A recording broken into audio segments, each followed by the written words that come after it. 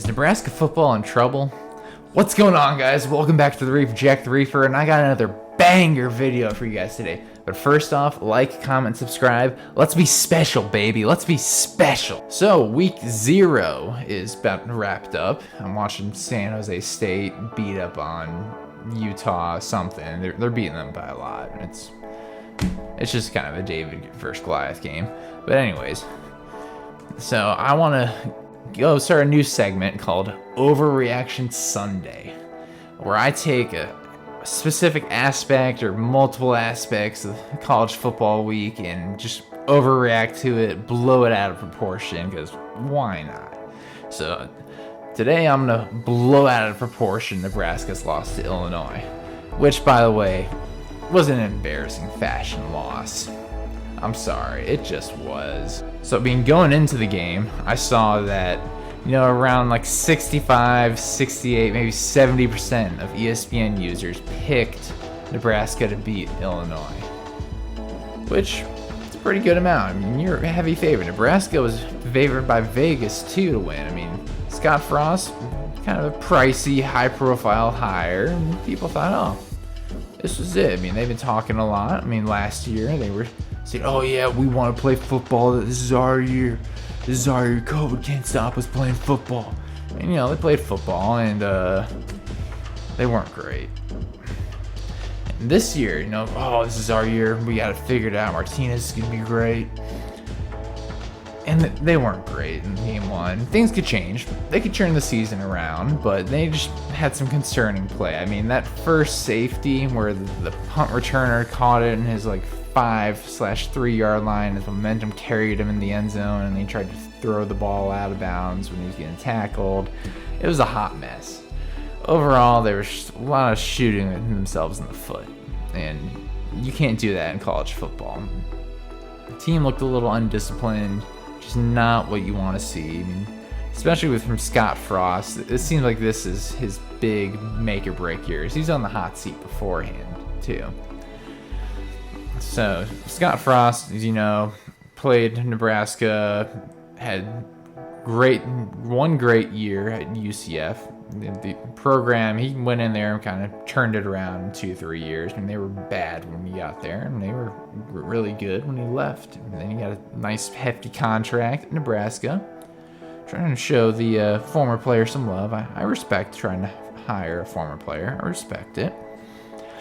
But I had concerns for Scott Frost that they were going to fire him before that game ended. I mean, this was national television. Everybody was watching. This was your chance to put Nebraska football back on the map, and the bag was dropped.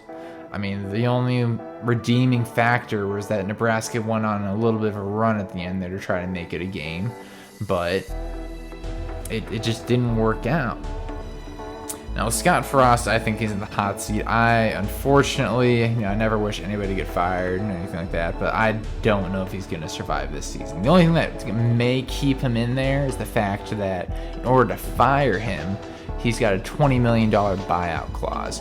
Now, Nebraska could very well, they got a big fan base. They could pull a Florida State, 5-10 donors could just get together and write some checks and be like, here, you're $20 million, get rid of them. That's very well could happen. It's happened in the past in college football, but we'll wait and see. I think it's going to be hard to get that money, though.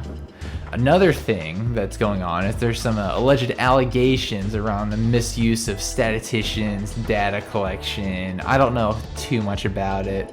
I haven't really read into it a lot personally. I just know that there's an active NCAA violations investigation going on with Scott Frost and Nebraska football.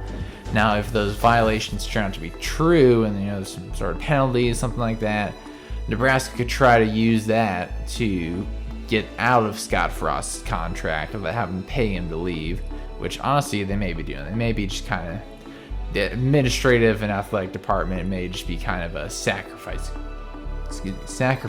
this season. But we'll see. One interesting thing, though, is the fact that Nebraska, other than maybe 1 year, has not been successful since they joined the Big Ten. If anything, they've gotten worse.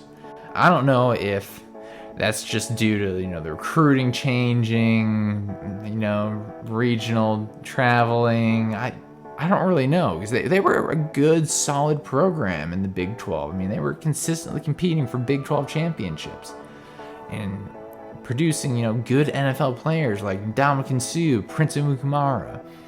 And they just haven't done that recently. I don't know what's going on. And it's kind of similar to, you think back to Penn State. When Penn State first joined the Big Ten, too, they struggled, I mean, they had to make some adjustments as a program to try to keep up with the Ohio States, the Michigans, and the Big Ten. And maybe it's a more competitive environment. But what does all this say about Texas and Oklahoma when they try to leave the Big 12 to go join the SEC? Yeah. Are they going to see a similar situation where they just don't really find success in it, per se? It's quite possible. I mean, I think Oklahoma will do all right. I don't see Oklahoma running the table and beating Texas A&M, Florida. Yes, I know they beat Florida in the bowl game last year. Don't bring that up. Florida was missing half their offense because they were sitting out for the NFL draft. Don't bring that up. That does not count. Regular season Florida, Georgia, Alabama. I just don't see Oklahoma being able to beat it. I mean, in the college football playoffs, Oklahoma, when they're in it, they've lost to Clemson, they've lost to Alabama, they've lost to Georgia. They just haven't won big out of conference games. And Texas is gonna be in for a rough, rude awakening when they join. But I could be completely wrong. It could have an opposite effect, and it could encourage recruits to go there. I don't know, but I just think based off Nebraska's track record of going from an elite Big 12 program to the Big 10, and I just kind of falling off the cliff in the Big 10, that it may very well happen to Oklahoma and Texas when they join the SEC. I mean, they could be good for year one and then kind of just dip off. We'll see. So back to Nebraska and Scott Frost, though. It's an interesting time to be a Cornhuskers fan right now. They got some soul searching, some stuff to figure out. I mean, it was a winnable game. They just need to clean some stuff up, maybe get some better play from the quarterback position, or possibly, consider switching it. I know you got the senior in there, but it might be time to put the younger talent in there. I don't know. I haven't analyzed their quarterback situation very well, so I'm not one to really speak on it. I just know that based off the performance they put out against Illinois today, who had their first game for their new head coach, the program's kind of undergoing some turnover right now, and they were able to go in there and get a big win. It's soul-searching time for the team. And also for fans, it might be time to absolutely smash that panic button, but we'll see. Let me know in the comments below what you think. As I said, it's Overreaction Sunday, so I'm just trying to blow stuff out of proportion. As always, people, have a great day. Tell somebody you love them. Deuces.